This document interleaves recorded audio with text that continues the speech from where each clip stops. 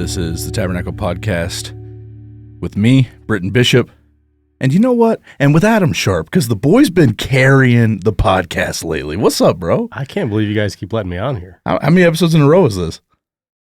I think it's only 2 in a row, but it's like 3 out of the last 4 maybe or something like that. Yeah. 3 out of the last 4. John's on vacation again. Always. Yeah, always on vacation. You know. Who knows what he's doing? Probably just taking a nap somewhere or something Probably. like that. He's old. Yeah. Gotta get the naps in. Back hurts.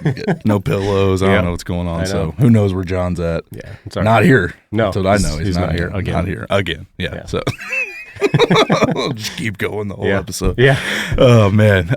We are in a rare form. It's been a good week, busy week, caffeinated week.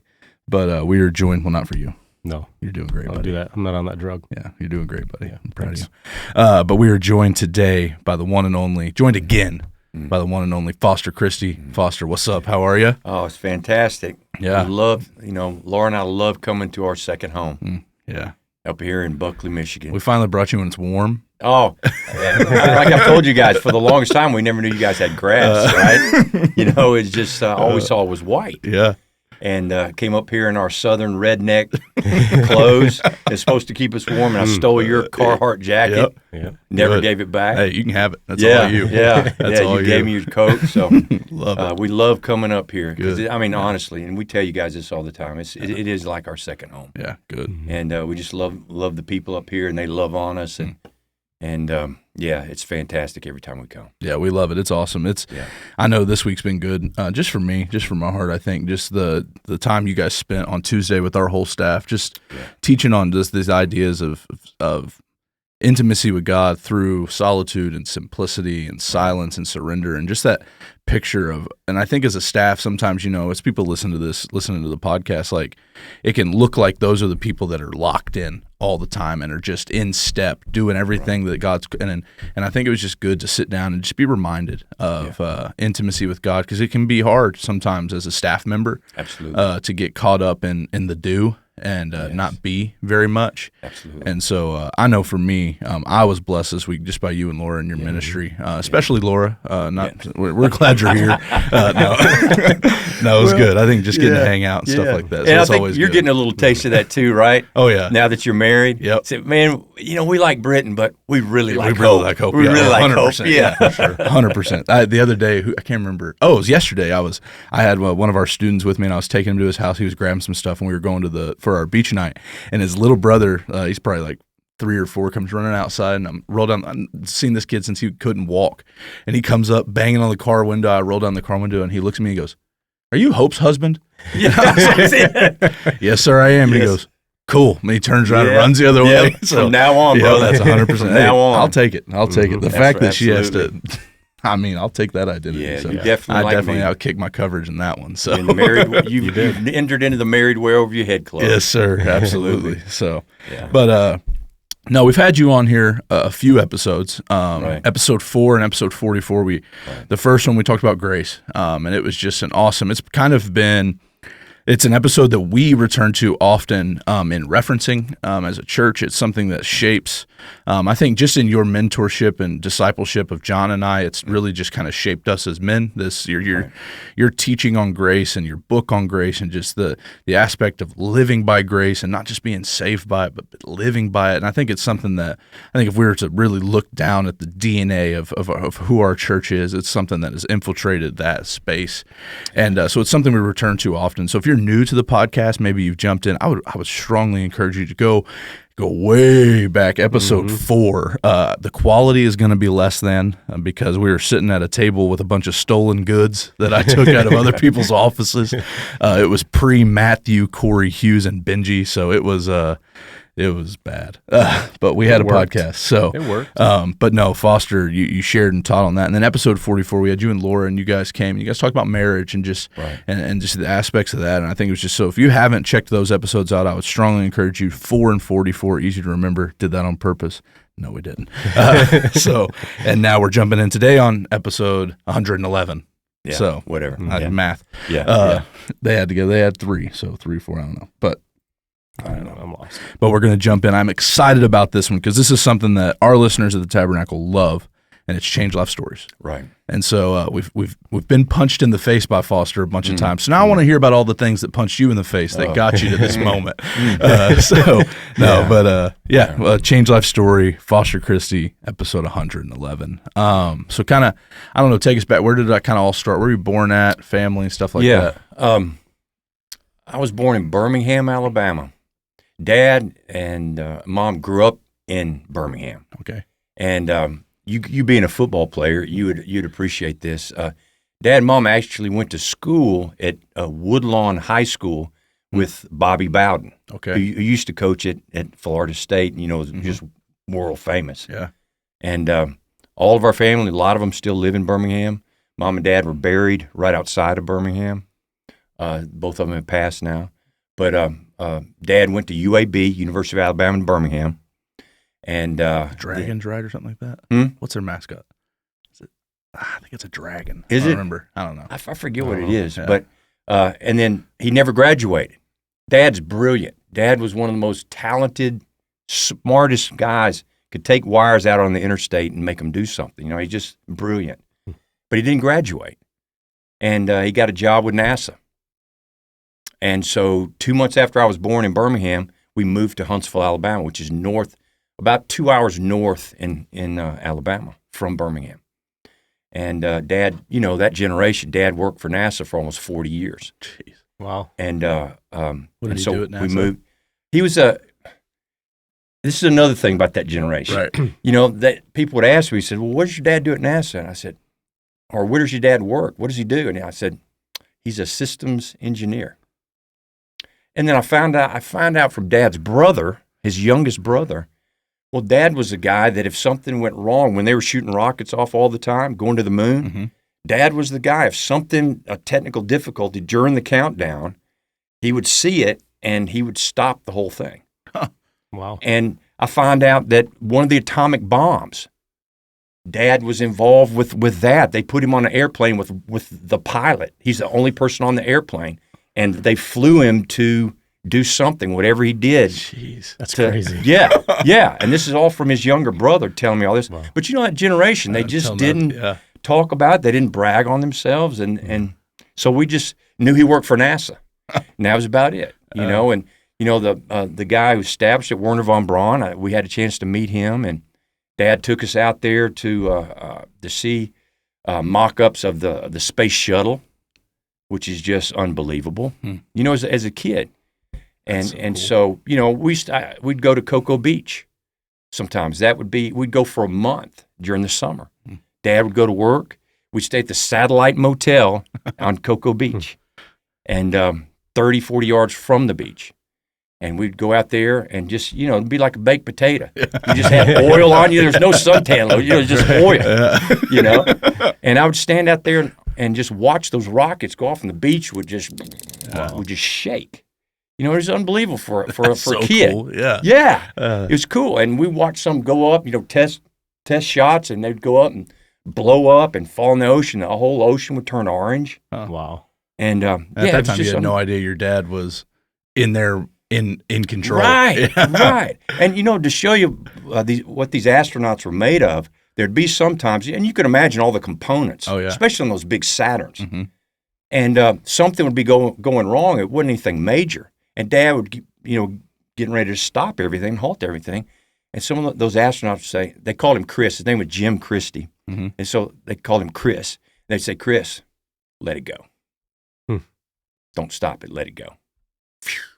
And it was just, they were just wanted to launch. A different breed. Yeah. They were just a different breed. Man.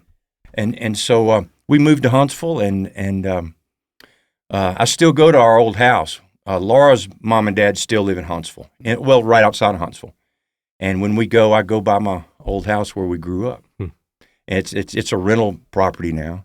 And you know how it is. Everything just looks smaller. The big hill we used to ride our skateboard down, we thought it was like humongous. It was just like flat. It looks flat, right? Yeah. And that's where we grew up. There's kids all in the neighborhood. Don't come in till the street lights come on, kind of thing. And some great memories. Great memories. Yeah. And so we grew up there. Across the street was Robbie Mills right next door. Jeff and Larry Thompson, and I could just name the people, the boys in the neighborhood and the houses. You know, it was back in the day where we'd walk to the store. Yeah. Mhm. You know, and I'm dating myself, but just and Mom didn't worry about it. Yeah. Didn't worry about it. That's cool. You know. Would you say you grew up? Would you classify kind of like you grew up in a Christian home, or was that kind of a priority for your family? Well, when we went to church, it was Mom kind of pushing it. Dad was not too much of a church goer. Dad loved us. Yeah. He was a great dad. And but when we went, we would go to a Methodist church, but that was just kind of almost like Christmas and Easter kind of thing, and it really wasn't a part of my life or our family's life. I had a great mom and dad that loved us. Yeah. You know, they were committed to us, committed to each other, and we knew that. Yeah. But as far as Jesus and God and church, it just wasn't. Right. You know, and as we started getting older, we stayed in that house till I was a freshman. Okay. In high school, and then Mom and Dad built the house on the southeast part of Huntsville. And that's actually where my brother and his wife, they live in Mom and Dad's house. Because when Mom and Dad had to go into assisted living, they never sold it. And so of course they've done some renovations and stuff to it, and it looks really good. But you know, we stayed in that house till my freshman year. How many siblings do you have? I've got one younger brother. Okay. He's about three years younger. Gotcha. Yeah, Mark. Awesome. Yeah. And, awesome. Yeah, and so it was just, you know, this is way before your time. It was really almost a Leave It to Beaver kind of life, really. And we, you know, because back in those days, if you did something wrong, the mom up the street was going to whoop you. Right, yeah. Wasn't just worrying about your mom whooping you. No. Yeah. Well, you get whooped there, and then you go down to your house and you get whooped too. You know, and Mom would take a fly swatter, man. Oh, man. She'd grab me, you know, and so that's where you got it. Yeah. Hey, breaking out our windows down in the basement. Killing flies. He's having flashbacks to his mom. That's right. But, you know, and I mean, she just, you know, and one of the cool things about my mom is that, you know, she was in assisted living, and Dad died about 7 years before she did. And Mom almost set a record in that assisted living. She was there almost 9 years. Wow. And so, and when Mom passed, it was last April, April 27th. And my brother and I were cleaning out her apartment, and almost everybody said, "Man, we're gonna miss Miss Janet. We're gonna miss Miss Janet." And at one point, she was kind of like the assisted living evangelist. Huh. Yeah, people were coming and asking her questions and about the Bible, and we would have some fantastic conversations. And you know, again, that generation, you know, when Dad died, Mom, I never saw her cry.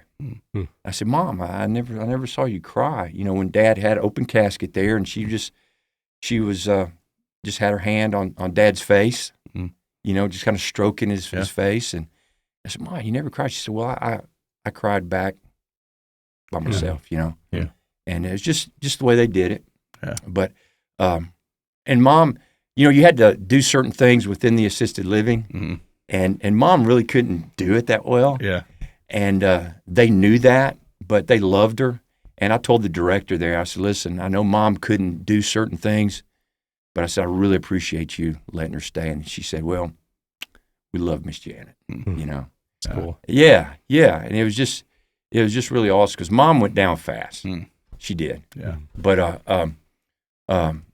so yeah, early on, Jesus wasn't much of a part of our. Yeah. Again, great mom and dad. Right. Athletics. Yeah. Was a huge part. Dad was a legendary coach in baseball. Okay. At the Southeast YMCA. I mean, we would go years without being beaten on baseball. Wow. Yeah. And I can imagine, because I have one older brother, and now I have a little sister, but that was much younger than me. But for a long time, just two brothers. I can imagine the rivalry that happened in that space, especially with athletics being at the forefront. Yeah. I mean, the wiffle ball games. Oh, man. You name it. Yeah. Man. You know, and you know, I can remember Dad in the backyard hitting fly balls. Yeah. Because back in the day, you could see from our backyard all the way to the railroad track, which was about a mile and a half down. We used to watch the rain come across everybody's backyard. Now every yard is Just fenced. It's fenced, you know. Right. And but Dad just time and time again hitting fly balls. Man, I used to get so mad whenever we'd be out in the yard and it'd be the day that we needed to work on grounders. And I'm like, no, fly balls. Yeah. You get that thing as high as you can. Yeah. But and Dad was just everything Dad did. He was great at it. Yeah. Dad never had a lesson in his life. He saw a picture in a National Geographic of an old man, and Dad painted it. And we've still got it. It hangs up in their house today, and it looks exactly like the picture. And we've got some charcoal pictures that he painted of or drew of my brother and myself, and they're still in the garage down there. It looks exactly it was like when we were in 3rd and 4th grade, and they're huge, almost the size of this table. Dang. Yeah, and he just did it. It was at the old house. I remember him doing it. Had the little picture sitting right there on the easel. Wow. Yeah. And Dad just drew it charcoal. That's cool. He was just talented, you know, one of those guys, just really talented. So did you play for him playing baseball? Did you play baseball growing up? What sports did you do? I'm a little uncomfortable, but yeah, I was actually a better baseball player than I was anything. Yeah. Okay. And so there would be times, I had a pretty good fastball. There would be times when if people knew I was going to pitch, they wouldn't come on the opposing team. Yeah, Wow. I could see that. I had good control. Yeah. So it wasn't that, like they were, Right. but, and just, yeah. And so as I got older, though, you know, football, Yeah. you know, Especially where you lived. yeah, Yep. in the South. And I was in high school, I did baseball 1 year as a freshman, and then ran track. But I had to get out of baseball because it was the same time as track season. Gotcha. And so I used track for football. Just to train. Right. Yeah, to train for football. Yep. And played basketball as well. So, you know, back in the day, we didn't have the travel ball stuff. Yeah. Yeah. And soccer was really not even You got a on soccer the map. jersey on now. You Yeah. do. I mean, if you this want is to talk John. about, if you want to talk about honoring your host, Yes. that's a beautiful picture of it. Yes. Yeah, John, he, you know, and there'll be times I've actually watched the World Cup in honor of John. And I'm sitting in. That's probably where he's at right now, Yeah, watching he is soccer or probably. something. I don't know. He ain't here. He ain't here. Yeah. But yeah, John asked me, he said, "Man, what colors you like?" I said, "Well, black and white." Yeah. And he told me this Newcastle United. He said, "Man, their fans are just like a bunch of renegades. And Yeah. they're great." And so he got me this, and That's I loved awesome. it. So I I love just it. wore That's it. cool. Yeah. That's cool. So so freshman year, y'all move and settling on that. Kind of high school, because that's kind of what we see, and Adam and I doing in student ministry. Kind of freshman years when students kind of settle in this place of like, all right, now I'm going to decide who I am. I'm going to start building this identity out. I'm going to start building kind of the perception that people have. You start to become a little more aware. Because, you know, middle school, you got the kid that's like, doesn't wear deodorant, doesn't really give a crap, just wants to play with his friends. But then high school, you start to become a little more aware that people are watching, that people are looking, and you start forming that identity and stuff like that. So in kind of those years, 9th through 12th grade, what did that forming that identity out and stuff like that? How did that unfold in your story? Well, you know, just to back up just a second, you know, middle school, back in the day, it was junior high, 7th and 8th grade. Yep. You know, sometimes it's 6th through 8th, but ours was 7th and 8th, junior high. And all those guys, most of those guys went from that same junior high to the same high school. Yep. So, and you know, you're a big guy, and a lot of those guys, they were big guys back in the day. And Anne-Marie, when she looks at our oldest daughter, when she looks at our yearbook, she said, "Dad, you guys look like men." You know? And so, you know, you start realizing, okay, I'm pretty good at this kind of thing. And so, you know, once sports became more and more of a thing, as far as any kind of church, man, it was just non-existent. Gotcha. I mean, non-existent. And so we just focused on athletics. And I set baseball down because things started being all about me. And I began to just really focus on me and realize, golly, you know, if I'm, you know, when you're good at something, all of a sudden some doors start opening up and you just, and it just, you know, it's like I see today sometimes with some younger pastors that are really effective communicators, and it's just too much too soon, you know, and there's nobody walking with them. Yeah.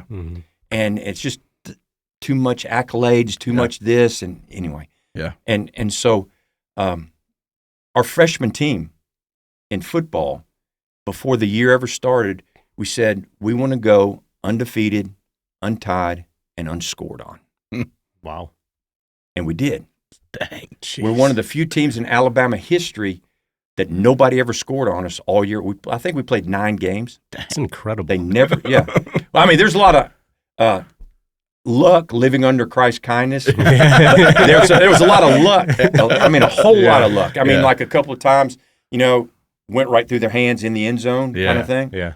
But we went undefeated. Living under Christ. And unscored on. I think there's like 5 teams in Alabama history to ever do that. Dang. And that was that Huntsville High School? That was Grissom High School. Okay. It's actually named after there was Grissom, White, and Chaffee. There were 3 astronauts in one of the space flights that were killed. Mm-hmm. The rocket never got off the launching pad, and they had an oxygen atmosphere inside the capsule. Uh-huh.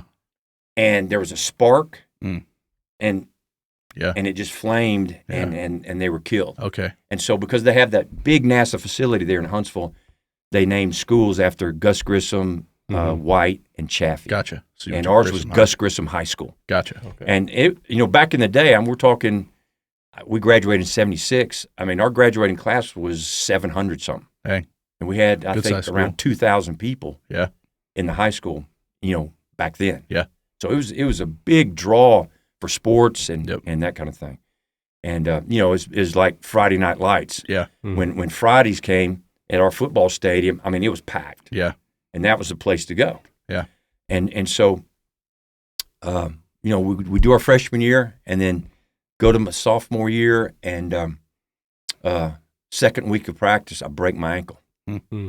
And back then, if you're a sophomore, you really didn't play varsity. They had junior varsity. Mm-hmm.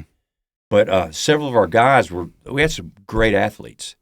And, little parentheses, by the time we were seniors, it was nothing to have Ole Miss, LSU, Georgia, Alabama, Mississippi State, coaching, 15 scouts watching us practice. So like legit Friday Night Lights. Yes. Yeah. Legit stuff. Yeah. And coming to our games or coming to our track meets and being up in the stands timing us. Yeah.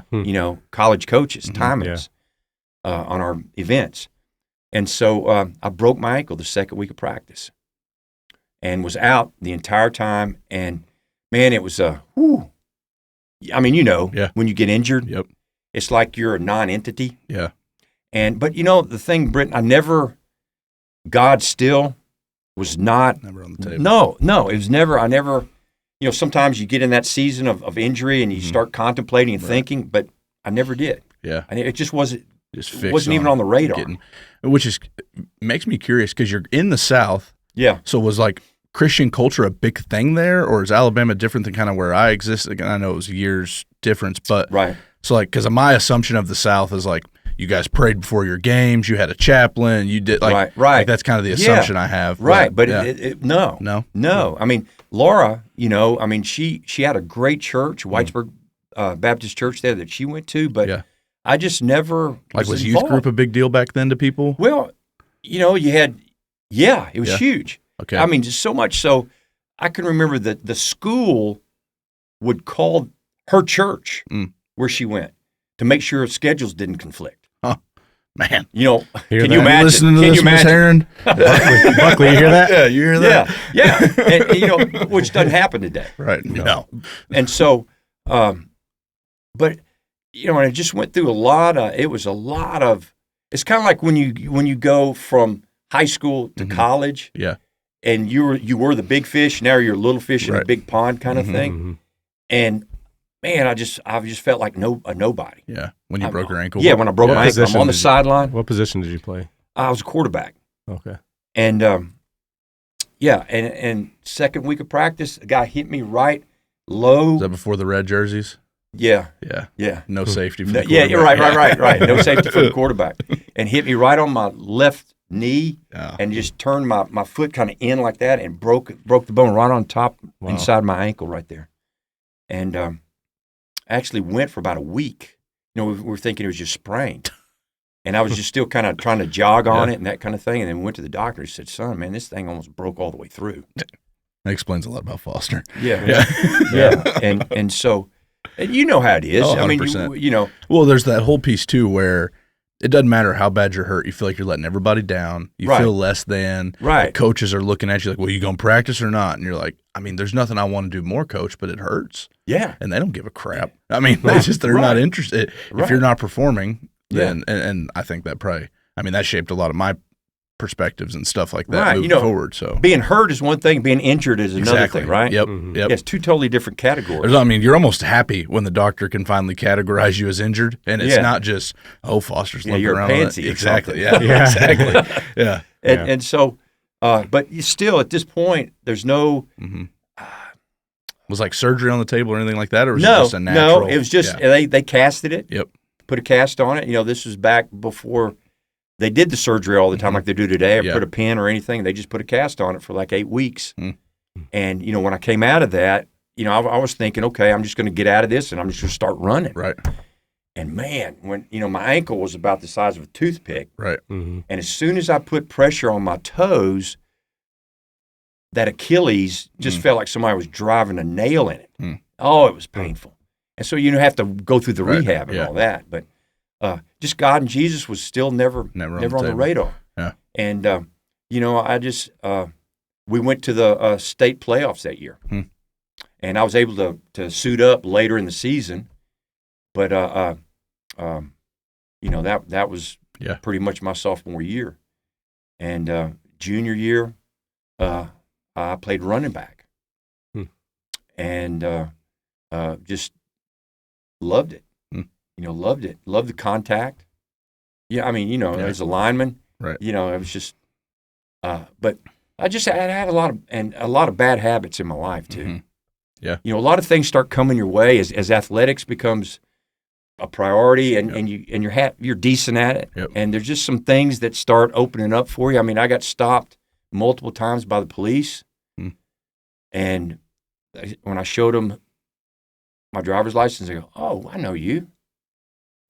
You're all right, bro. Just slow down a little bit." Yeah. You know? Yep. Those kind of things. Oh, yeah. I remember Saturday mornings in Ulaga, you either made sure to go to the donut shop after you won because they'd be buying, or you didn't go the whole week if you lost because you'd hear about it from all the old dudes that just sat in there and read the newspaper and could tell you everything you did wrong. So, Yeah. Yeah. And it is like Friday Night Lights. I'm thinking about the scene where the cop shows up and he's like, stay out of trouble. I'm like, yes, sir. Yes, sir. Yes, sir. You know, and that's how you did it. Yeah. You know, and we knew some of the police officers. I mean, and we had a road out there that Bailey Cove Road. We used to drag up and down the road. You know. What was your first car? It was we called it Big Blue. It was Bonneville. Had a 454 engine in it, and I mean it would go, and we would drag race up and down, and just, you know, we egged houses. And I remember one time we egged a house right next door to one of my good friends. You know, we're just that smart. And there were $1 million homes. Jeez. Wow. And all you could hear was just the eggs come down the house. And, you know, we left and we said, hey, this was like 11:30 at night. Our parents were playing cards at someone's house. We said, let's go back and look at it. Smart. Yeah, right? Yeah. And we went back. And this was like 11:30 at night at this point. And there's the owner of the home was out there with a hose. Oh, jeez. Because, you know, if you leave egg on paint, it'll eat it. Yeah. It'll eat it. And so he's out there hosing his house down. And we ducked down and we came out to the stop sign just past his house, and we're laughing, and we turned left on Bailey Cove Road, and we start going down Bailey Cove, and guess who's coming the other way? Cops. Yeah. And he goes by us, and then boom, boom, boom. He turns his blues on, whips it around, and we did another smart thing. We tried to outrun him. And we got to a neighborhood, and we stopped, and all the doors came open, and everybody just jumps out. And one of my buddies just said, he said, I just got out of jail. I'll just go back. And he just sat in the car. And we all run to the house where our parents are playing cards. And about 30 minutes later, we go to the door and we open the door, and he's standing there with that sheepish little grin on his face, and that cop's got his game face on.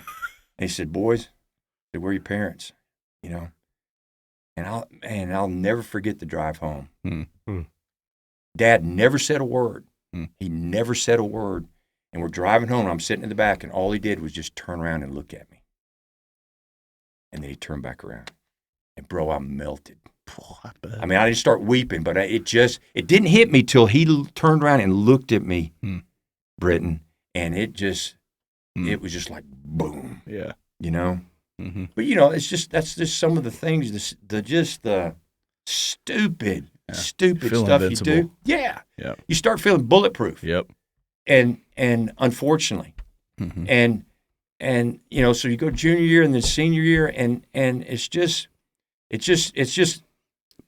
escalating, and no God and Jesus, and you know, I get elected I was selected on the top 100 in the United States. You know, I was in the second most highly recruited player in the state of Alabama. Wow. And so. Still at running back? No, I'm at quarterback my senior year. All I right. make the transition back to quarterback. Gotcha. And like I said, I mean, there's just. How was recruiting for the SEC? Because there's a side you hear all the stories. Yeah. And then so. It's way different. Yeah. I mean, you know, all the stuff that happens today. I mean, it's not even on that scale, but it was a lot more hands-on back then. Yeah. You know, of course, I mean, they're coming to the house. Yeah. There's guys from Alabama, like 5 or 6 guys sitting around in our den, you know. Dad and me are sitting in Bear Bryant's office talking to Bear Bryant. Wow. You know, several times. And here's something interesting, is that if you grew up in Alabama as a football player, you wanted to play for the Bear. Right. And I was no different. And here's the interesting thing, and just talk about the sovereignty of God and just you look back and you see how God orchestrated and connected the dots for you.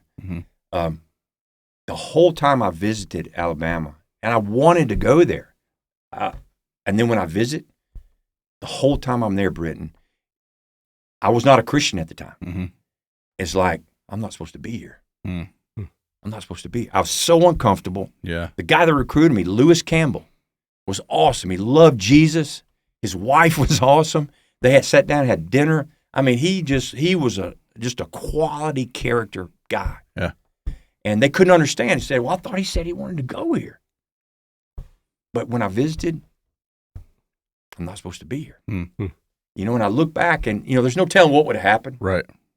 And so. Did people think you were crazy? Yeah. Like your friends? Well, and all all our relatives in Birmingham, I'm huge Alabama fans. You know, and they're thinking, well, he's going to Alabama. No two questions about it. Right. And then when I visit, dang. Have you ever had, you know, you had an expectation of something? Oh, 100%. And then when you get in that thing or whatever it is, it's like, well, this is not what I thought. 100%.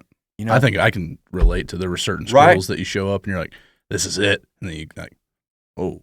Yeah, this is not different. it. Yeah, this is different. So just something, there's personalities and just the energy. You can catch in a locker room, especially, you can catch a vibe of however it's going to be and where you're going to fit in that. So I can relate to that. But so that's a big decision where you're going to go play ball, especially at that time. Yeah. And so all that's unfolding.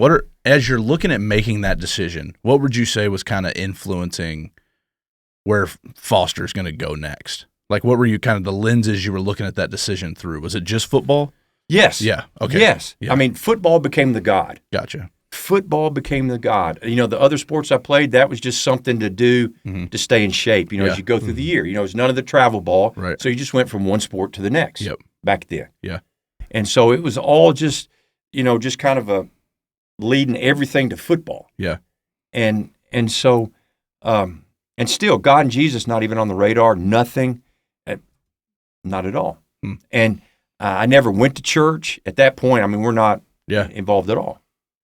And so, my senior year, the thing that was coming to the apex, to the head, coming towards the head was this All-Star game, North-South All-Star game.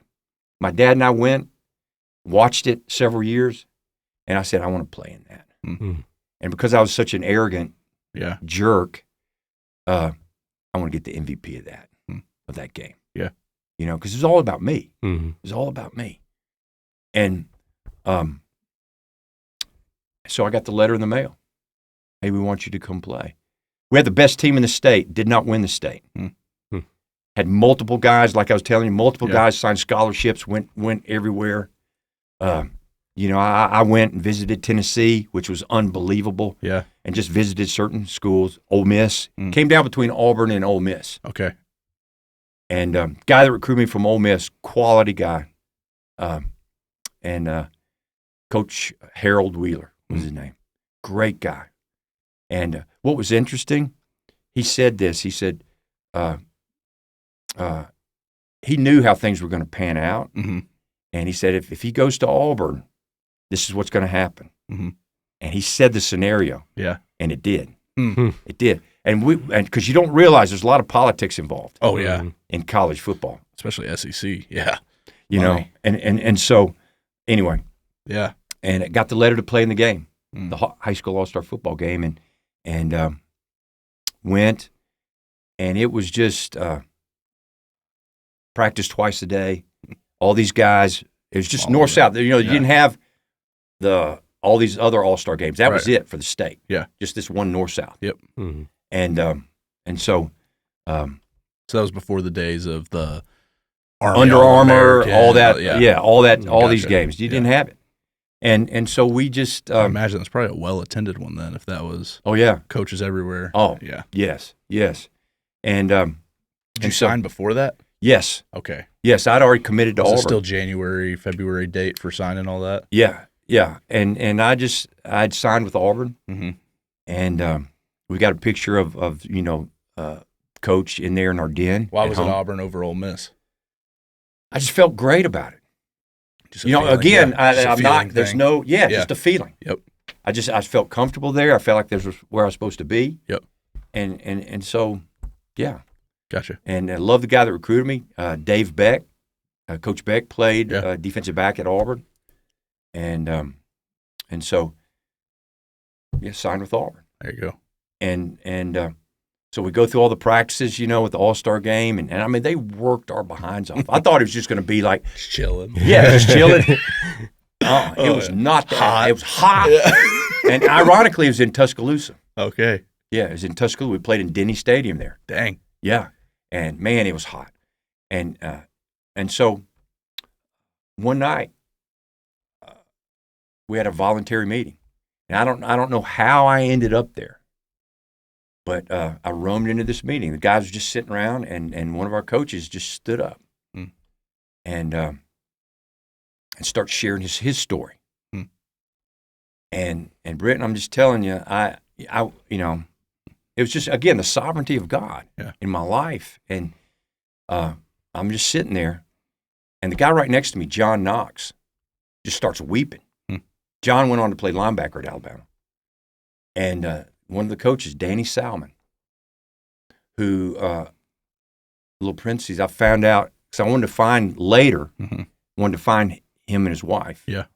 And through somebody at Deep Camp with Forge. Yeah. He said, Foster, I'm into the genealogy stuff and all that. He said, if you tell me his name, he said, I can find him. Gotcha. And he did. Okay. And told me that Coach Salmon and his wife in the early, mid-'90s, were killed, hit head-on by a drunk driver. Oh, wow. And were killed. And Danny stood up, and he started sharing this God and Jesus stuff.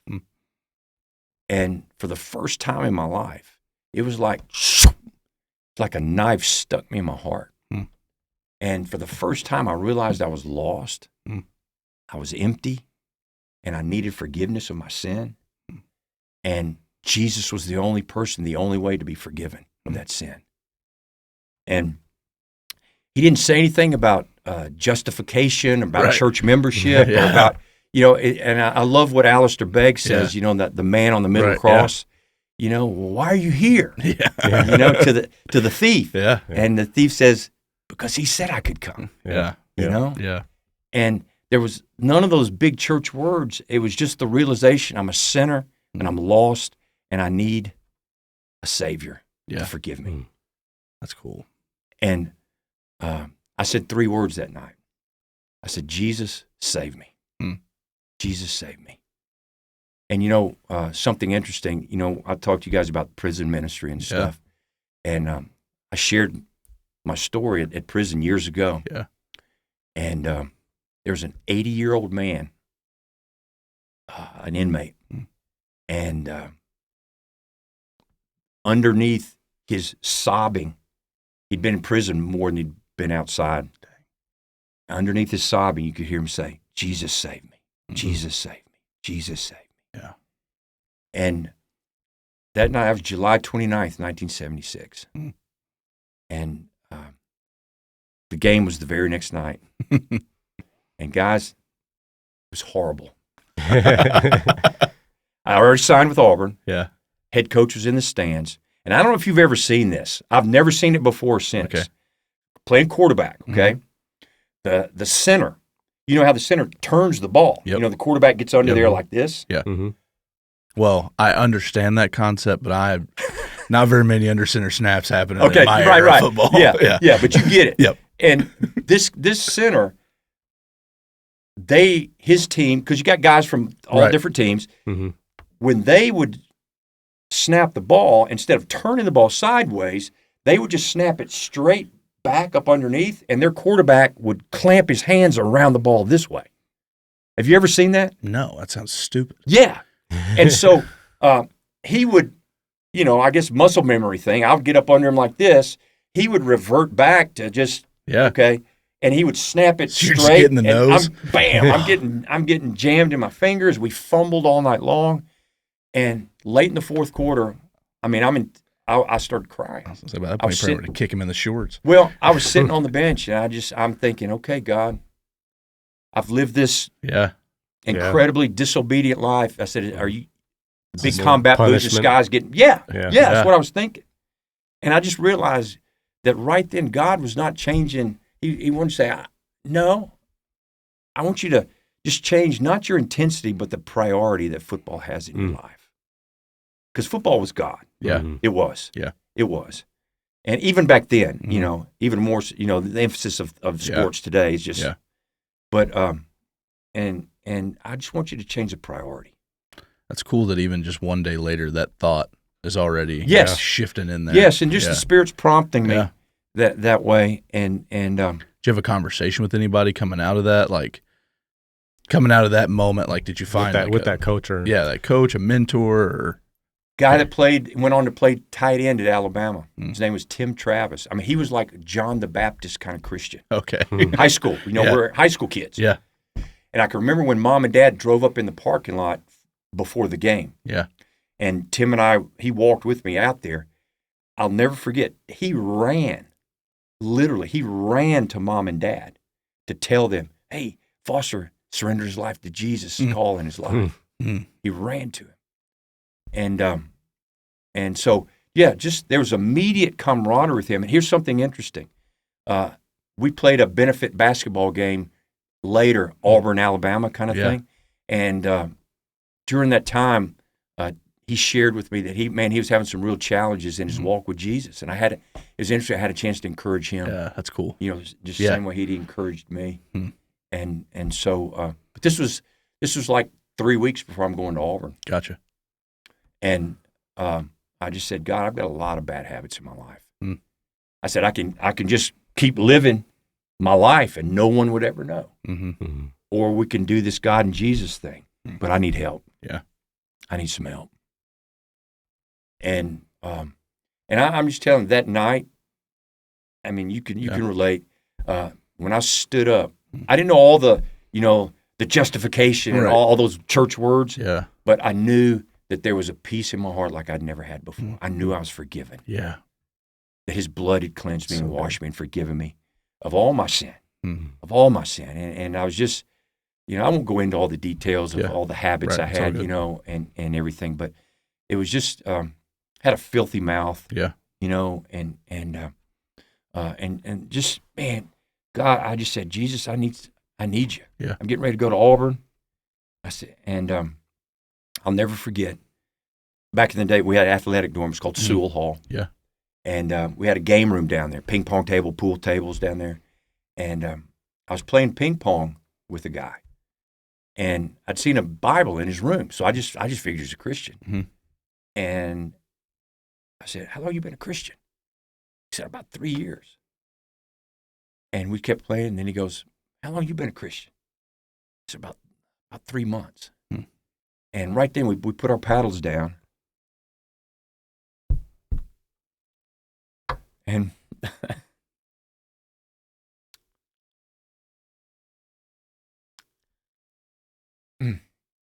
this always happens. 40 years later, you know how it said Jonathan and David, their souls were knit together? Mm-hmm. Yeah. And his roommate, Mike McQuaig, and this other guy, his name was Skip Johnston, who give them a plug, J&M Bookstores there in Auburn.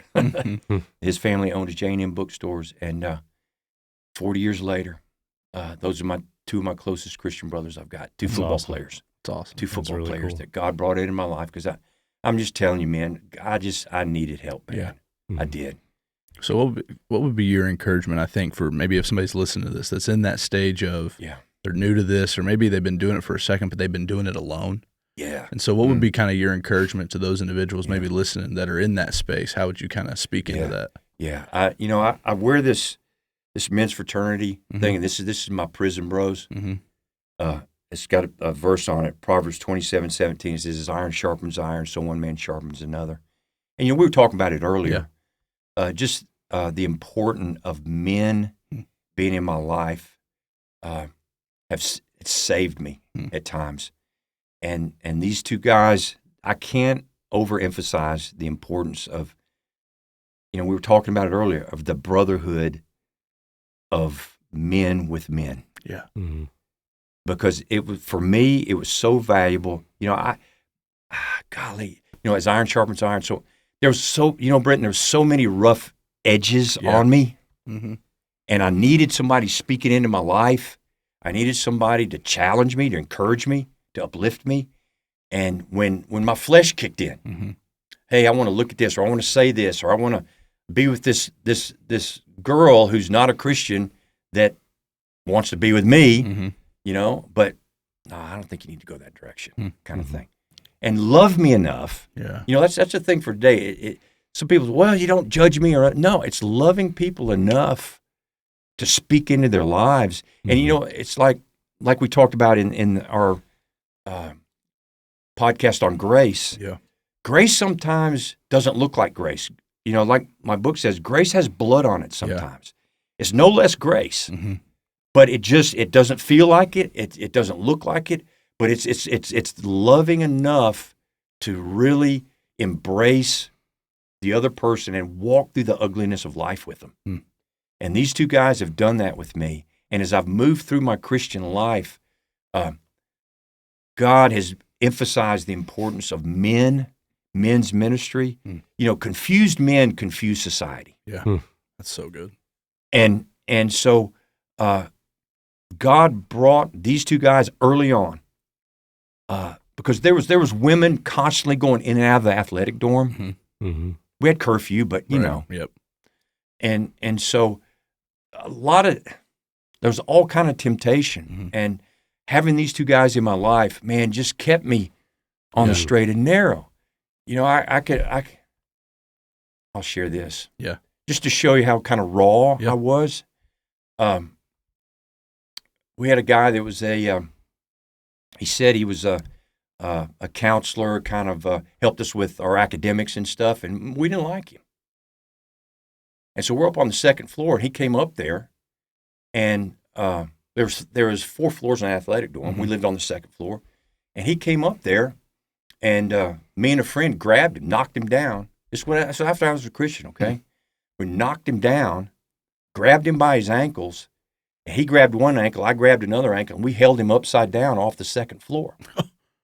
And this other guy was running into us, trying to knock us down to let go of him. And so we ended up pulling him back, and we said, don't you ever come back here. And he didn't. But that's just, right. Yeah. That's the kind of stuff, that the Lord just had to work out of me. Yeah.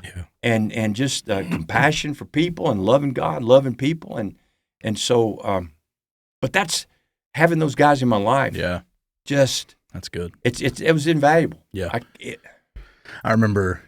It was in Hays, Kansas. I don't know if you remember this, but we were in a basement of a coffee shop. Yes. And Foster had spoke at this college ministry that we were a part of, and then they was doing like a Q&A session at this coffee shop afterwards. And I'd been a Christian for probably 30 minutes. And so me and my roommate at the time, we went down there, and one of my best friends in the world, a guy named Jacob, and him and I are sitting in the basement of this coffee shop, and Foster's sharing the importance of community and accountability with a group of boys at that time. I wouldn't even call us men, but we're sitting around this table, and he's sharing about how the Holy Spirit sometimes will just give you a gut check, and that you just, this dependence on the Holy Spirit, this awareness of the Holy Spirit, all this stuff. And so my roommate and I were similar space that he's kind of sharing. Like, we're in this place of like, man, there's some, for lack of a better term, at that time we didn't know, but there's some sanctification that needs to happen here, right? Like, all right, my mouth is filthy, some of that similar stuff. Yeah. And so my roommate and I decided that if the Holy Spirit's like a gut punch, then as best friends, and punch each other in the stomach. Oh no, we decided to go arm. Okay. But for a year, if one of us did something we weren't supposed to with the other dude, and they just progressively, like the first one would just be like a tap, but man, you know what? I think he's hitting me harder than he used to. And so you're just progressively punching each other harder and harder. I remember, I think I told you that story later on, but legit for a year, my roommate and I decided that our discipleship process would be, if you screw up, you get punched. Did it work? And that was, Did it work? Yeah, I mean, hope still hits me. It's a guy thing. I'm just kidding. It's a guy thing, right? 100%. But I remember you sharing that this story, and it was something that early on in my faith changed everything. Yeah. Was realizing that I wasn't alone in this, that the expectation wasn't perfection. Yes. It was just that if I would be vulnerable with some other dudes, that we could go there together, and we could continue to see the Holy Spirit in them and the Holy Spirit in me kind of join together in this process and see a whole group be transformed. I don't know. You have any experience with that kind of stuff, or had it come into play? I know Fight Club's been huge in your walk. Yeah, I mean, I was trying to do it alone for a long time. I mean, I grew up in a Christian house, but trying to do it by myself and as an adult, and it wasn't until I got into Fight Club. JV invited me to Fight Club, and I got to know some dudes who were willing to also be real and be vulnerable and be authentic with me. And again, like you said, that loved me enough to, when I'm screwing up, they're gonna talk to me about it. Yeah, and it's and bringing the Scripture, obedience to the Scripture, because apart from the Scripture, you don't have a plumb line. If you don't have a line of truth to work off of, you don't have anything. Yeah. And so it's just, Paul talks in Galatians 5, he says, really the greatest battle that we're going to have, and we've talked about this a zillion times, is that flesh-spirit battle. Yeah. I mean, you're going to have a Satan thing every now and then, a demonic kind of thing, but the greatest battle is that flesh-spirit battle, because it's an everyday thing. It's always there. And it's always there. Yeah. And so, man, to have men to walk with you in life, and it's like what we were talking about with Tim earlier. Yeah. That you can call. Yep. Mm-hmm. Because I read stories like we were saying of these other just pagan groups. Yeah. And they seem to have some kind of brotherhood, and I'm thinking, as believers in Christ, man, right? The depth, and you hear military guys talk about the camaraderie in combat, and that's an awesome thing. Yeah.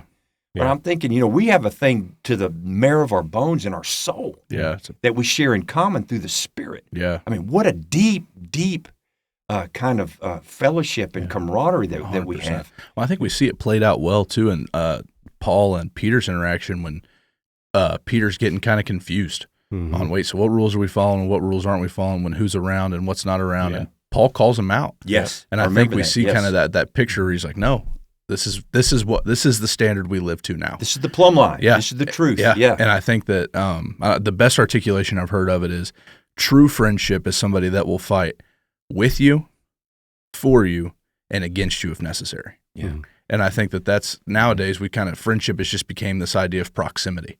Right. Well, Foster, he likes this, and we go to this bar at this time, and we both sit here and watch this game. We're both a part of the same softball league, or we work here, so we must be friends now.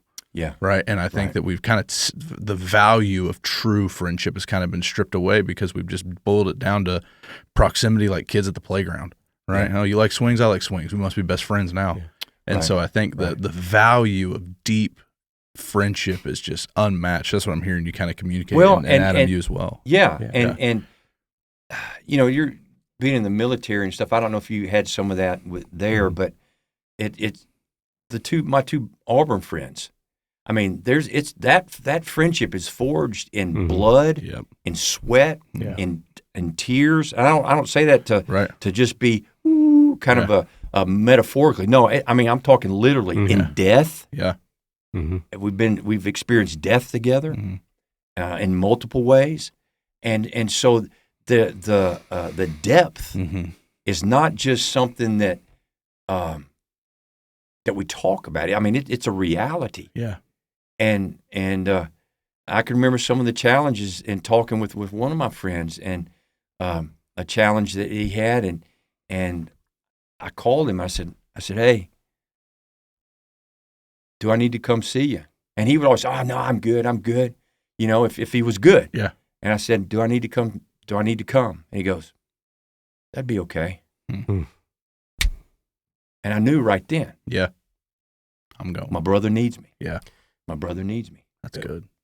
And I think it gets easier as you begin to do it. And so, yeah, because I think, let me change this to a question.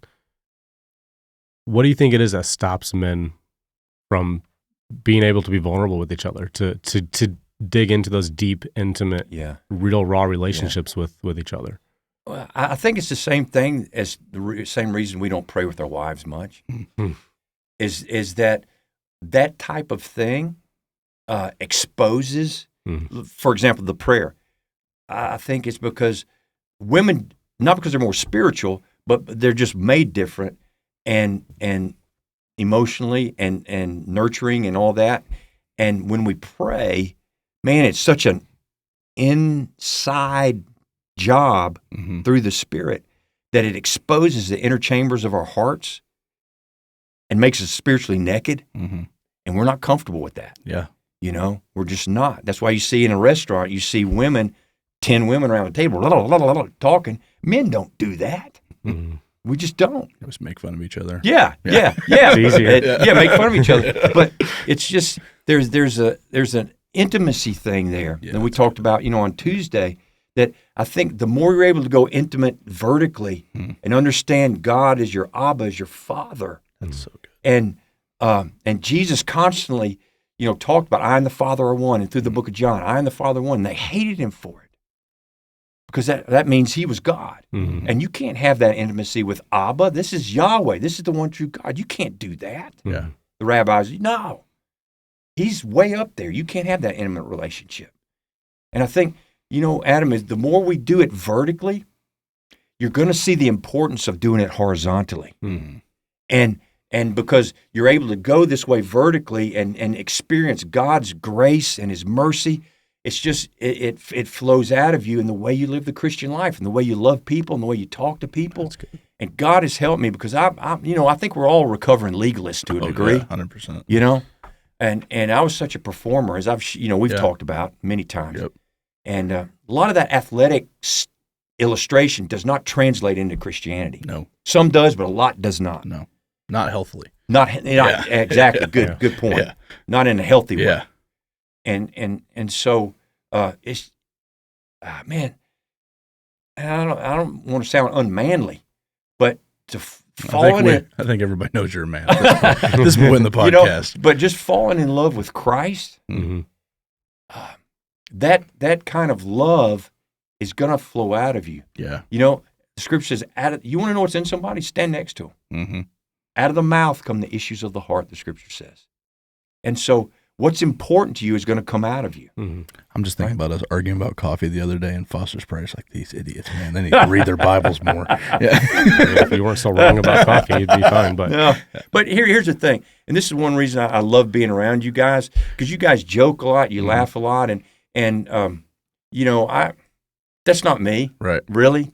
And I love being around you guys because you guys just are lighthearted and you know how to just, you have a good time. I wasn't and joking. I appreciate that. I know it maybe seems that way, Adam. But no, no, I love that. But that's a great question, Adam. I mean, does that make sense? It does. I mean, because I think I see it a lot with some of the guys that we're around, and it's they're coming to church, they're doing the thing, but they just refuse to be known, be vulnerable. Yeah, be vulnerable. They keep everyone at arm's length, and it's you're only hurting yourself. But it's how do you convince them that man, this is what you need? That's so well articulated, and it's like, man, I wonder if we could get to a place of understanding that guy's walk with Christ. He's probably keeping God at the same distance. There you go.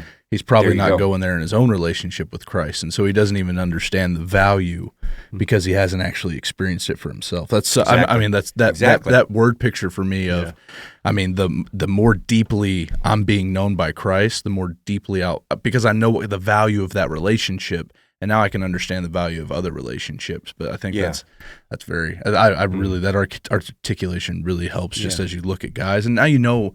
I think for us, if you're listening to this, and maybe if you're listening to this, and you're like, you know what? Like, I'd encourage you, if you struggle with community, spend some time really getting to know Jesus and who he is, and watch how he calls you into biblical, strong, good, healthy community. We're not just talking about having some friends that you go hang out with. We're talking about people that you're doing life with, that you're sitting around tables and studying the Bible. You got people that are there with you when you hit DEFCON 4 or DEFCON 5 or whatever. But I think that articulation really helps. And you know, it's the thing of, internal fullness always results in external expression. Yeah.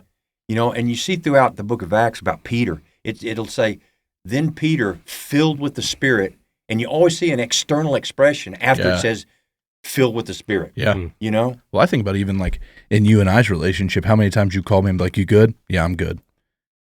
But I've never actually been good. And you know that, but I'm not in a place to even go into community because I haven't been doing this work. And that's a pastor of the church. You know what I mean? Yeah. But I think, but then there are moments, right? And I think, but there's those moments too where it's like, you know, no, man, I'm not. And it's where you come back to that place and you remember. And I think that, so it's not, what I'm trying to articulate is it doesn't happen perfectly all the time. Right. Because there's ebbs and flows and there's times where something's going to happen. But I think just that remembering who Christ is and what he's done, and that the Spirit of God in other people is really important to your walk as well. Yeah. And you know, I just thought about something. You know, after I came to Christ, you know, this is back in the day when people actually wrote letters. You know, people still write letters. Herschel York, let's do go, That's baby. Right. Yeah. Hello, Herschel. If you're listening. Yeah. And I just decided I was going to write to Dad and just share how Christ had changed my life. And how hard was that? Well, it wasn't. I just said, Lord, help me. Yeah. And I wrote it. And usually from Auburn to Huntsville, it was about a 2 to 3 day trip for a letter. And so I wrote it, put it in the mail, and called Mom a couple of days later. I said, well, Dad, get the letter. She goes, what letter are you talking about? And I told her what had happened. You know, I wrote him and shared with him, and he said, no, we hadn't gotten anything yet. This is like 3 days. I said, okay. Hung up. I said, you know, Lord, you know the enemy does not want Dad getting this letter. I said, would you just deliver it to him? So I waited 2 or 3 more days. I said, Mom, Dad get the letter? Oh, yeah, he got it. But it came in a plastic bag. The envelope was shredded. The only thing that was intact was the paper that you had written on. Wow. The envelope was just shredded, plastic bag. And she said, Dad, he said he read it. I saw him read it, watched him read it. She said she went around from the den to the kitchen, got something, and said when she came back, she said, never saw it, and never saw it since. And Dad, back in the 70s, I don't know if you guys probably wouldn't remember this, way before your time. There's a disease called Legionnaire's disease. A lot of people in Pennsylvania were dying from it. Dad got it. And Dad was in the hospital. And doctor said, Miss Christy, we can't get his fever down. I don't know what we're going to do. And I know this is going to sound kind of weird, but this has come from NASA engineer, Mr. Just, everything's got to be black and white. And Dad told me later, he said he prayed. He said, Jesus, if you'll heal me, I'll give my life to you. I'll surrender my life to you. And he said it was like, I know this is weird, But it said it's like he saw Christ come into his hospital room and walk over and touch him. Boom, his fever was gone. He said he went home from the hospital shortly thereafter. I know it's kind of weird, and but he said that's the way it happened. And this is from NASA engineer. He doesn't talk like that, right, at all. And I watched. Again, that generation, they didn't talk much. They didn't brag about themselves.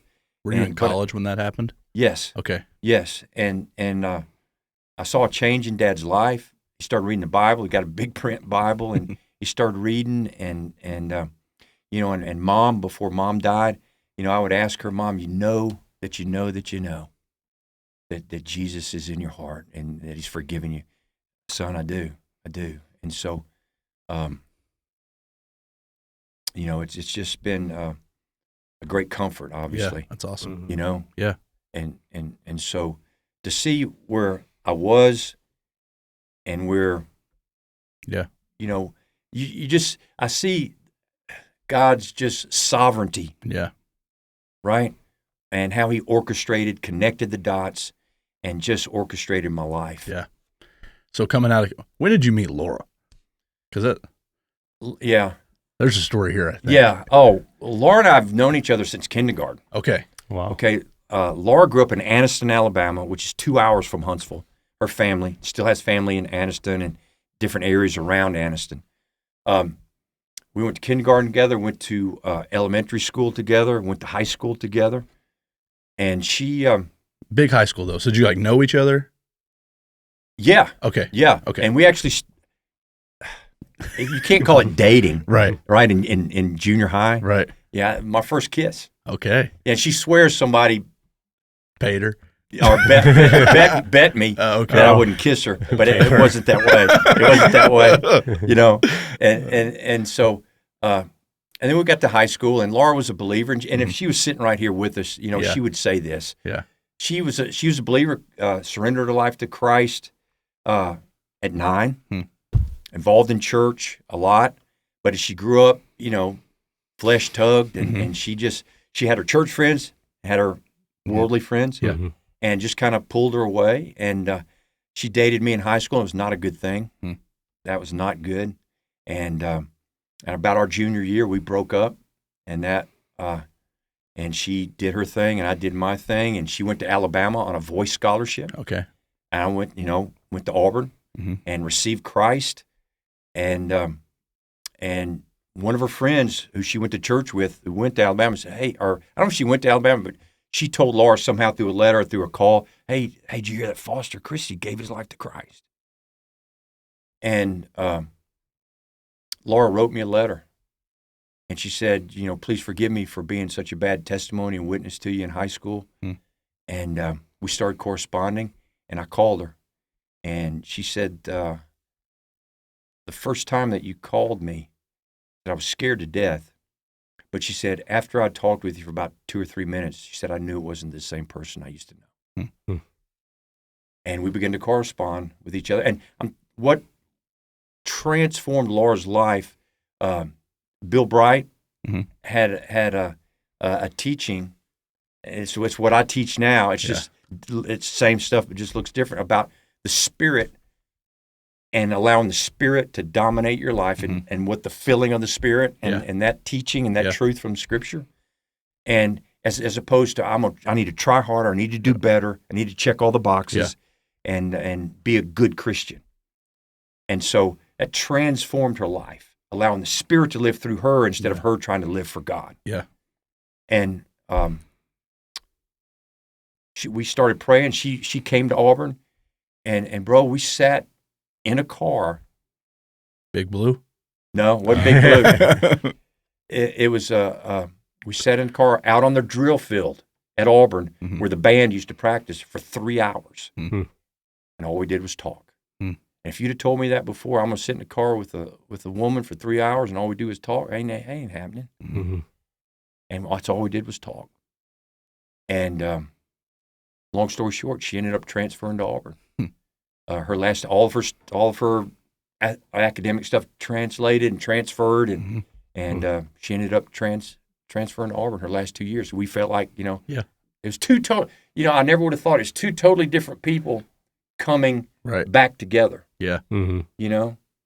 And I never would have thought that, because I was dating really serious with a girl in high school at one point, and then she came to Auburn with me, and then I realized, man, this is ain't gonna work. This is not gonna work. Yeah.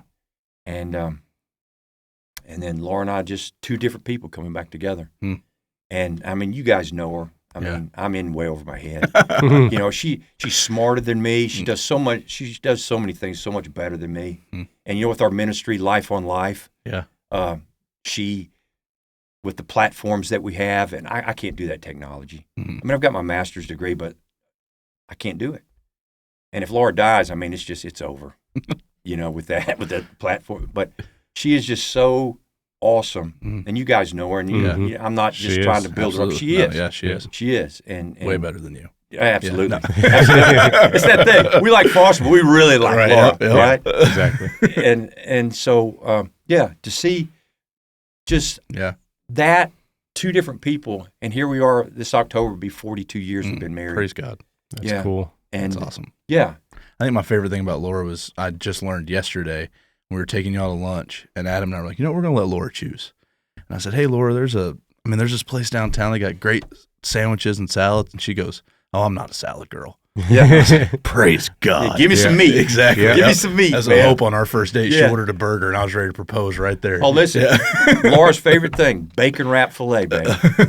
On the grill, smoked. Taste and see that the Lord is good. Yeah, there you go. There you go. So you met Laura going through college. Well, we got a lot left to go. We reconnected. Yeah. We reconnected. Right, reconnected Laura. Yeah. Finished those 2 years out at Auburn. And and I crammed 4 years into 5. Nice. I had to go an extra. I had to go an extra year. And she went to Huntsville. At this point, we'd been praying, and just it's a totally different relationship. And so we'd been praying and just felt like we were going to get married. So she went to Huntsville and lived with her folks for that year and worked. And then I graduated. What was your from degree Auburn. in? It was in education. Okay. I actually could have been a teacher. Gotcha. I did my practice teaching there in Huntsville. I couldn't do it at Grissom High School. Okay. So I went to another high school there in Huntsville. It was called Butler High School. Okay. And did my practice teaching there, and but actually went into sales. Okay. And with a company at the time called Warren Shearer, and for almost 6 years. And you and Laura married right whenever you graduated? We got married October 3rd of 81. I graduated in June of 81, started a new job in sales September 22nd of 81, got married October 3rd. This dude's memory is insane. Hmm? He knows everybody's name, the dates. It's incredible. I love it. That's a Red Bull, baby. It's called Red Bull. There you go. I love it. Yeah. And so we moved, went through some training for about 6 months in Conyers, Georgia. And then my territory was Orlando to Miami. Okay. And the company is commercial refrigeration. So if you go in a supermarket, all the refrigerated display cases, it's, the frozen food, reaching door, lunch meat cases, that's what we manufactured. It's like a car assembly line. Gotcha. Start over here in sheet metal and then go all the way across. And it's got electrical, paint, everything done. And then the last year of my business, God started tapping me on the shoulder about what we call vocational ministry. And our pastors really strongly recommended going to seminary. And I was like, I'd been out of school for 6 years. Right. I didn't want to go back to school. Yeah. And they said, Foster, God can do whatever, but some churches won't even look at you if you don't have a master's degree. And so this was late 80s. And so we prayed and just, and ended up going to New Orleans for seminary. And was there for 3.5 years. Most of the time I was there, I worked as a youth pastor at First Baptist New Orleans. Had some great ministry. New Orleans, great food, but, you don't have to look far for ministry. Right. It is just in your face, voodoo, black magic, witchcraft. It's got it all. Yeah. Like any big city, 100%. Really, And so had some great ministry, had some students that came out of that, missionaries, youth pastors, and then from there, we really thought they were going to ask us to stay. Yeah. And we kept waiting. Man, Laura and I, they're going to ask us. And then this church in Columbia asked us to consider. And Laura and I prayed and felt like we're supposed to go to Columbia. What church was that? First Baptist Columbia, downtown. Yeah. And church in New Orleans says, oh, by the way, we want you to stay. And I was like, dadgummit, you guys. You waited. Yeah. Why'd you wait? What? Yeah. But again, God's sovereignty. Yep. And so we were there at Columbia for several years, and we left there after about 2.5 years. And by that point, did you have any kids yet? Yes. We had Anne-Marie right when we went to New Orleans. Anne-Marie was right at 1 year old. Okay. And then we had Lolly. Is Lolly her real birth name?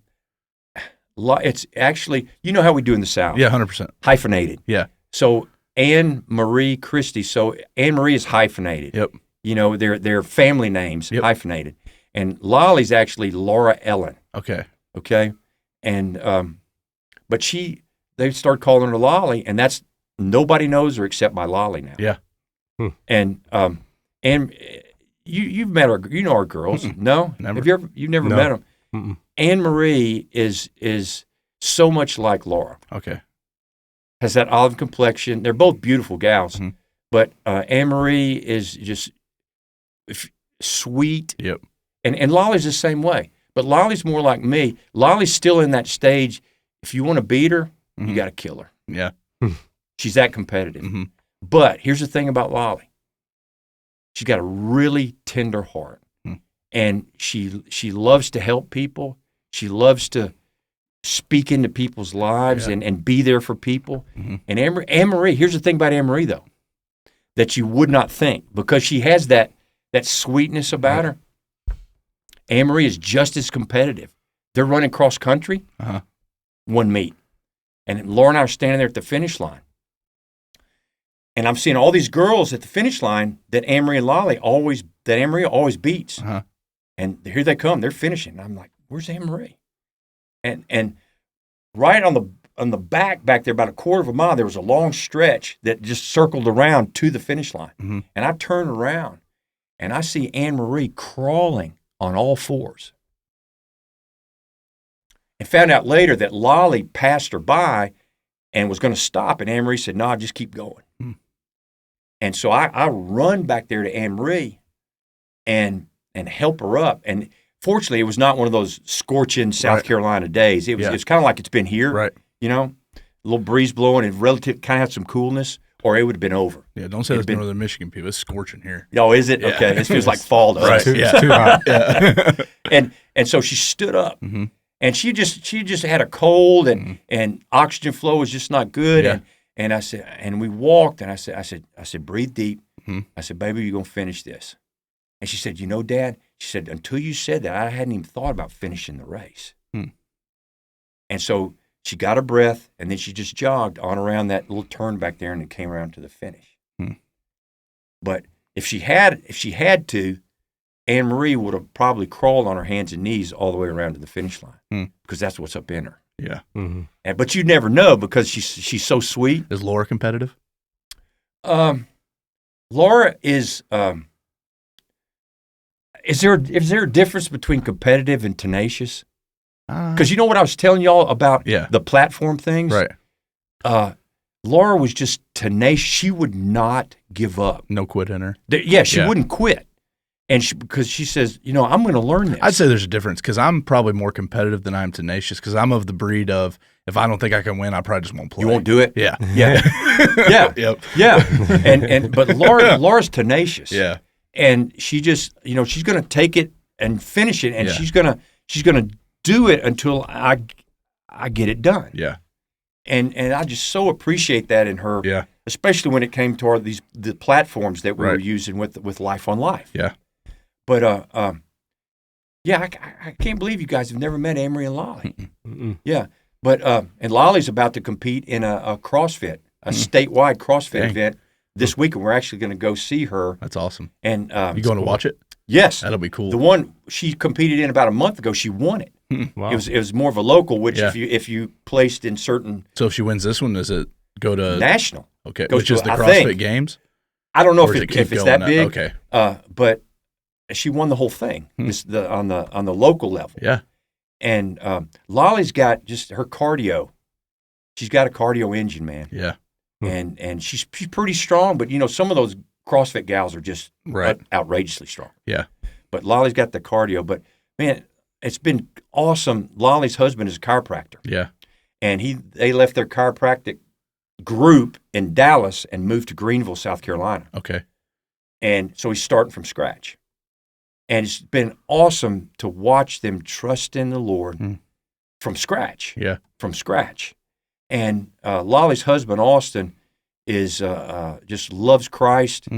And he's so good at what he does. He's smart, and he's good chiropractor at what he does. But, he loves the Lord. And I've told him a bazillion times, I said, bro, listen, when people come to you, because I've always said, you get a chance to pray for them? You get a chance to, and he says, well, sometimes I do. But he just, when you go to him, there's just this, there's no pretense about him. He's just who he is. Right. And he just gives you that open door without saying anything. Yeah. For you to talk to him. Can you imagine showing up and this being the dude on the other side of the door trying to date a daughter? No. Your son-in-laws must be two tough boys. I'm telling you. Well, let me tell you, you would not believe the answer to prayer both of them have been. Yeah. I'm just thinking about walking in and meeting Foster and just, you know what? Yes, sir. Gonna work. Yeah. Yes, sir. Yes, sir. I'm just telling you, you talk about the sovereignty of God, because there have been some bumps in the road relationally with both of them. And I can remember Anne Marie dating a guy, and she told us, I know I'm not supposed to be dating this guy. And I can remember sitting in the lazy boy chair in college Anne Marie in college, sitting at home with her in a ball in my lap and her just crying, knowing she's not supposed to be doing this, but she is. And I'm going to tell you what happened. She would come home and she would see this guy, and we'd say, Anne Marie, we, stay out however long you want to when you're at college. But when you come home, we're doing family here. Lolly's still here, and we're doing family. And we had a curfew. She wouldn't do it. We said, there's going to be consequence. We just don't know what it is yet. And this talk about grace with blood on it, okay? We said, there's going to be consequence. So both of them graduated and went to Clemson, which is 2 hours north of Columbia. Yeah. So we're up there visiting with Anne Marie, had lunch, and we're getting ready to leave. And we said, we talked about there being consequences. I reached out my hand like this. I said, give me your car keys.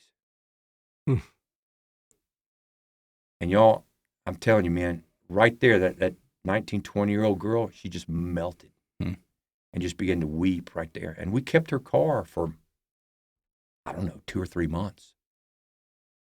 And it was so impactful, because we're trying to say, okay, here's a woman, not going to spank her with the fly swatter. Right. What? And Laura and I prayed, and we just felt like that's what we wanted. That would get her attention. Yeah. But we watched God work in that, watched God work in Lolly's life.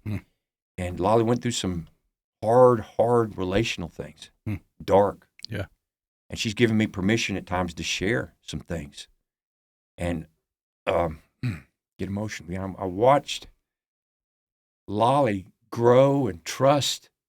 And the neat thing is to be able to see her minister to other women who are dating these narcissistic, self-centered guys, and watch her do ministry out of that pain and in the power of the Spirit, and watch God use her in that way. Yeah.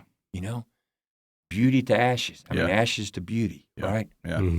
And it's been unbelievable. Yeah. So what would you say, like in those seminary, raising your girls, kind of all those years with you and Laura and stuff? I don't know, like there's so many, I think about all the families that are listening to this that have those moments where I think, like in parenting, I don't have kids, I know you do, but there are those moments where it's like, man, this is outside of anything I can control. This is outside of anything I can't make any, like in those moments where you're seeing your girls make those choices and you're holding them in the lazy chair, but they're still going to end up doing So, I mean, just encouraging the people listening or speaking into that aspect for people that are raising kids, that are going through life, that are married, and navigating, still loving your spouse in those seasons and not letting that, I don't know, that all is kind of a statement, but in all of that, I don't know, just speaking into that with your wisdom and your the experience that you have to those people. Yeah, because there's times as a parent, I mean, as a youth pastor, as a minister, that Laura and I looked at each other and we'd say, we don't know what to do.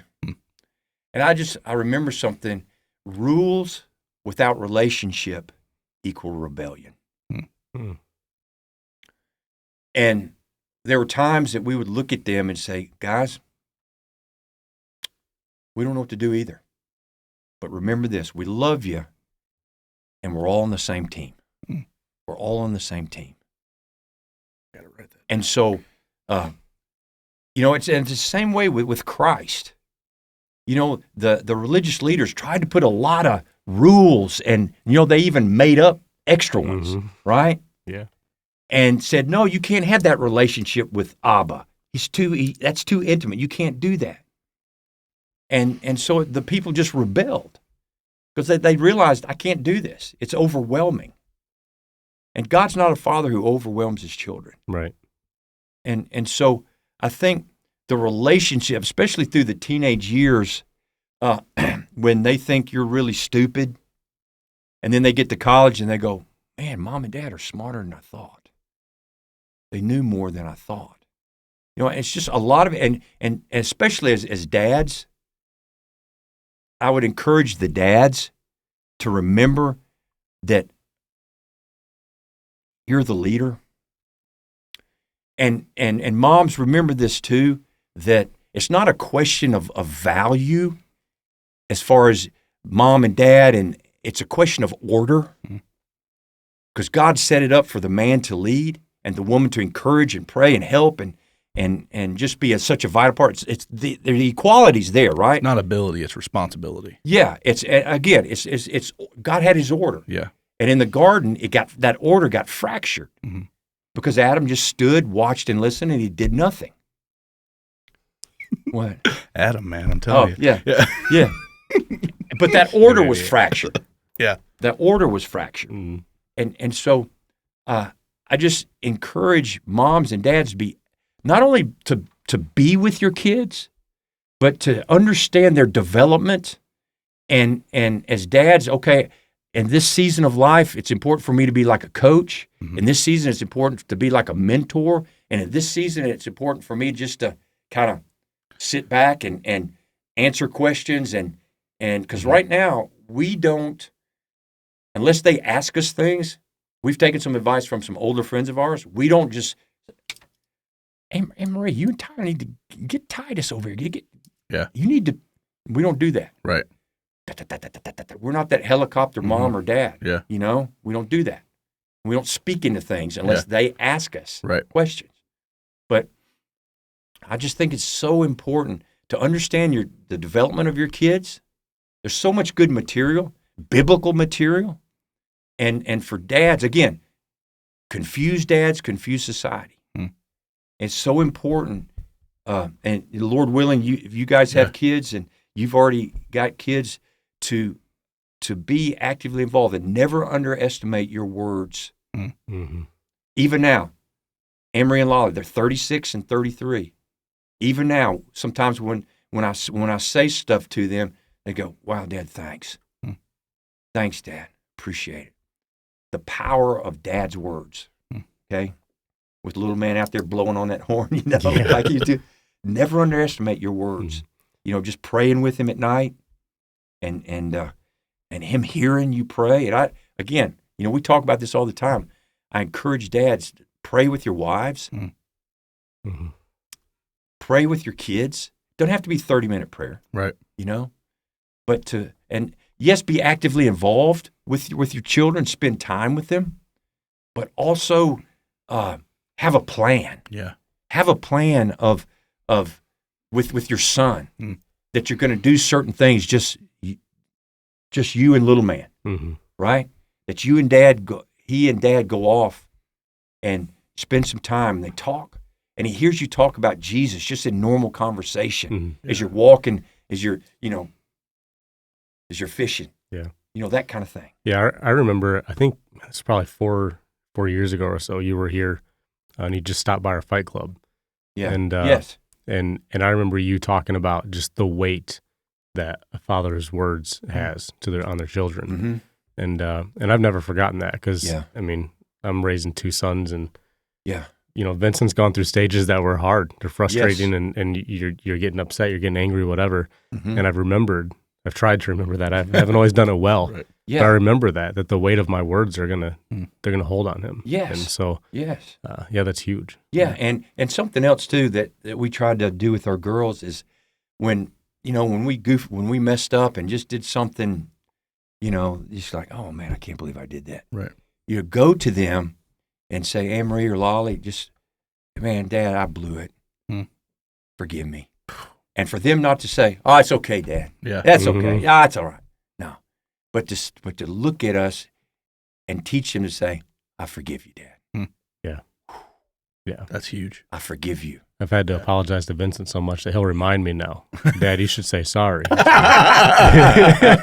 And see, but help them, especially because we don't say I'm sorry. We don't say that. No, not in our culture. No, especially as men, Yeah. right? We don't.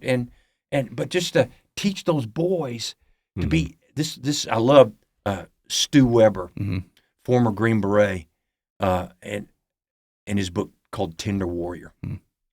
To raise those boys. See, that's that paradoxical terminology, but it's how Jesus lived his life. Right. As a tender warrior. That's good. Yeah. And especially in this culture, they're going to be swimming upstream regardless. You remember he told the apostles, they hated me, they're going to hate you. Right. Yep. And so teaching those boys to be tender warriors. Yeah. Lord willing, you guys have kids. If you have boys, teaching them to be tender warriors. Yeah. Yeah. So within that, like raising your family, seeking to have girls that love Jesus and worship him and stuff, what were some kind of like some rhythms or some practices that you and Laura just decided, like, you know what, like these are going to be some things that we're going to go into church together, whatever that looks like. What did that look like for you guys, like as you were kind of doing we would do devotions at times, and especially when they're, your boy's age. Yeah. You can't do a 30-minute devotion, right?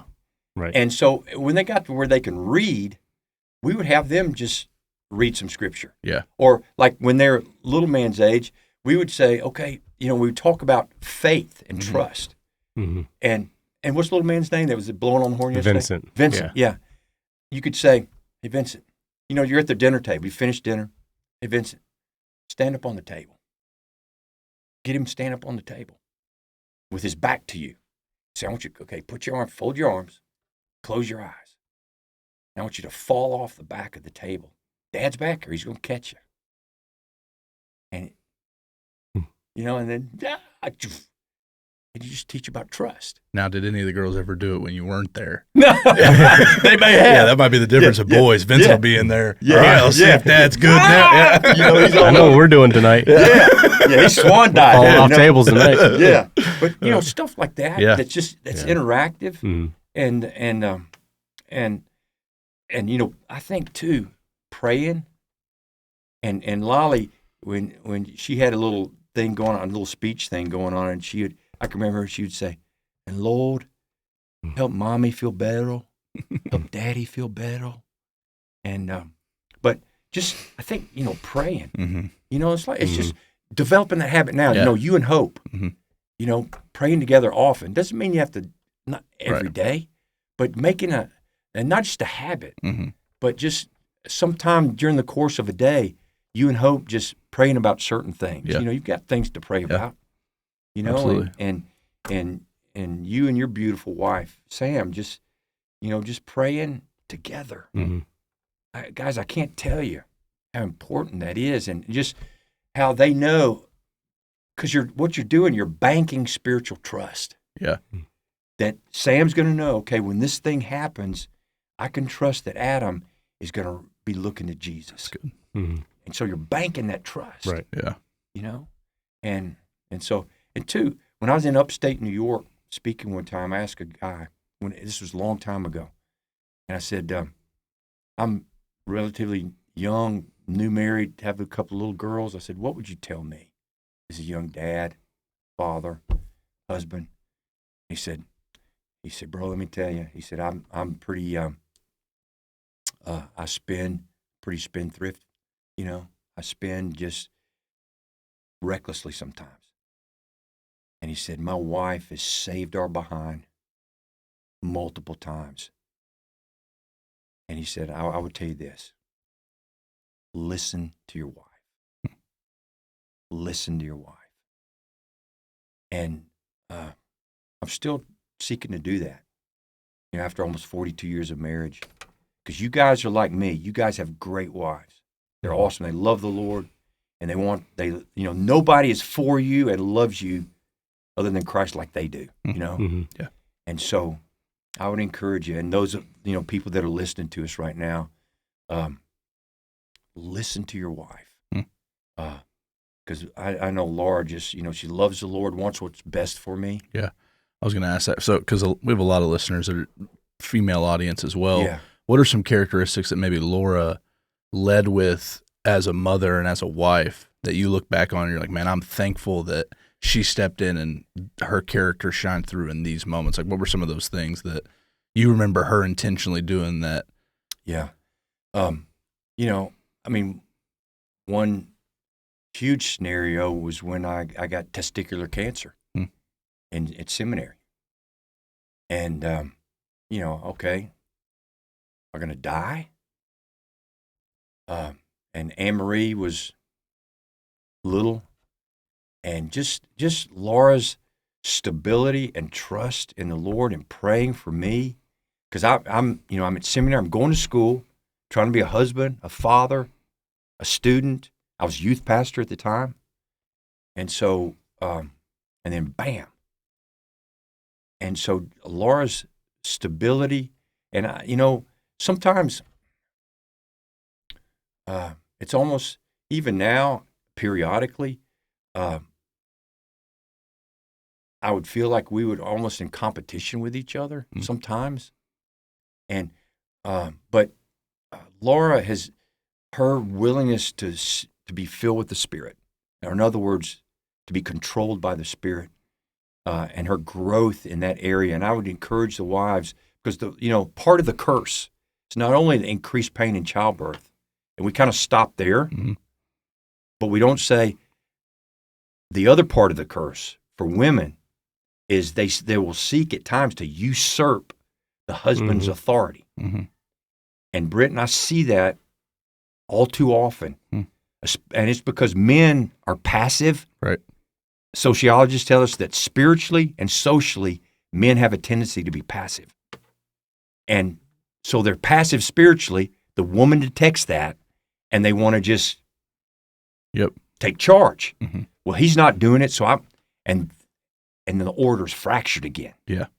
But Laura's stability and her trust in the Lord, just over the years, has been so vital. And to watch her as a mom, we chose for her to stay at home, and for her willingness to do that, to stay at home and to be with Anne-Marie and Lolly and teach them and train them.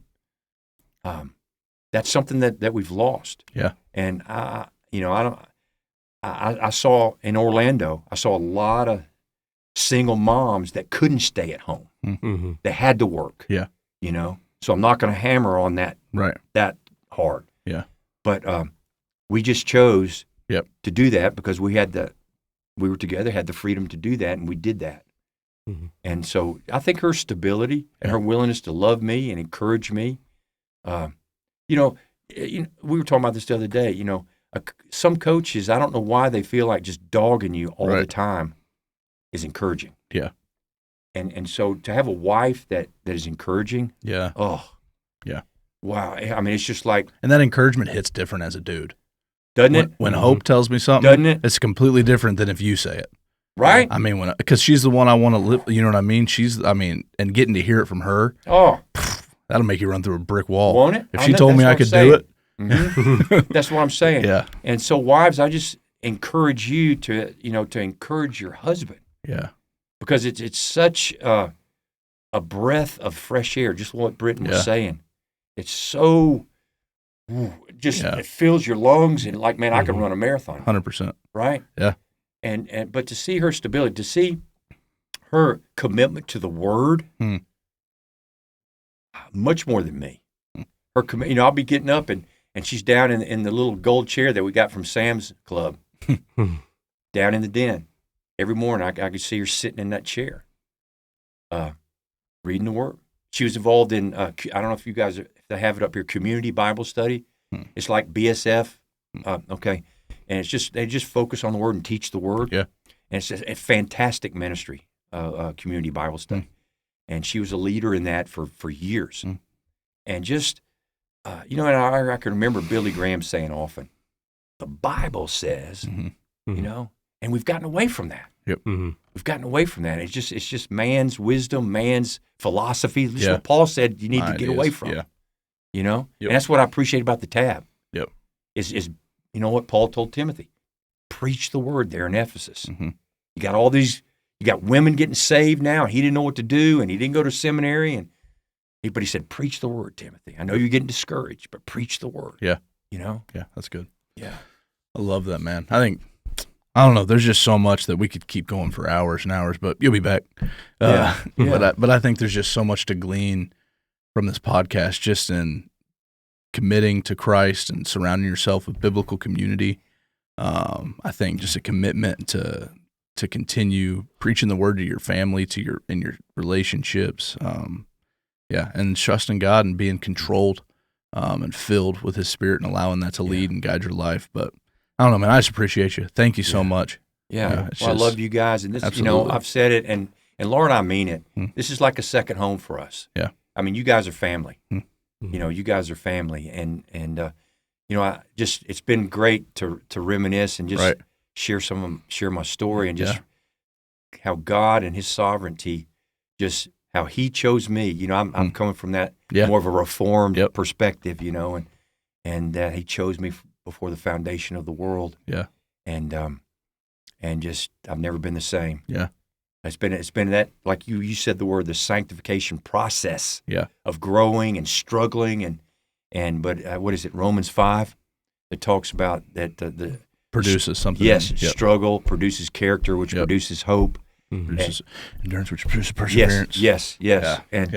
And so it's been, that's good. what it's been. Yeah. It has been. But Christ has walked with us. That's good. As a family, as a husband, and as a father, and just individually when I first became a Christian. Yeah. Right before I went to Auburn to play football. Yeah. It's awesome. Is there, little last statement for anybody listening, encouragement you'd give them as they're seeking to follow Jesus? And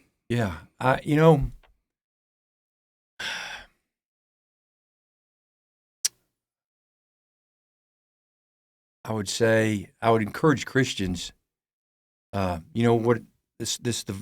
2 verses that we memorize. The second day we were a Christian, Proverbs, and these are verses that I go through my head when I get up in the middle of the night and get back in the bed, and my mind might start racing and I can't go back to sleep. Proverbs 3, 5, and 6 have become just so important, where it says, "Trust in the Lord with all your heart. Do not lean on your own understanding, but in all your ways acknowledge Him, and He will direct your path."